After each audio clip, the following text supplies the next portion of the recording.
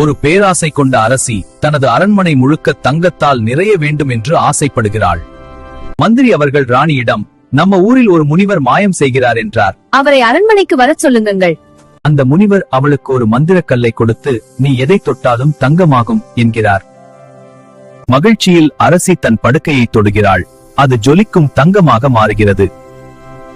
அரண்மனை சுவர்கள், ஜன்னல்கள் என அனைத்தையும் தொட்டு தங்கமாக மாற்றி சிரிக்கிறாள். பசியுடன் இருந்த அரசி திராட்சையை தொட அதுவும் தங்கமாக மாறியது. அவளால் அதை சாப்பிட முடியாமல் போனது. தாகத்தில் தண்ணீர் குடிக்க கோப்பையை தூக்குகிறாள். தண்ணீரும் தங்கமாக உறைந்து போகிறது.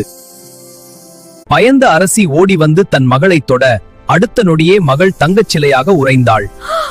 முனிவரிடம் அழுது வேண்டிய அரசியின் மனமாற்றத்தை கண்டு அவர் புனித நீரை வழங்கினார்.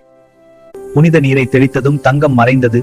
அரண்மனையில் இருந்த மற்ற தங்கப் பொருட்களும் பழைய நிலைக்கு மாறின.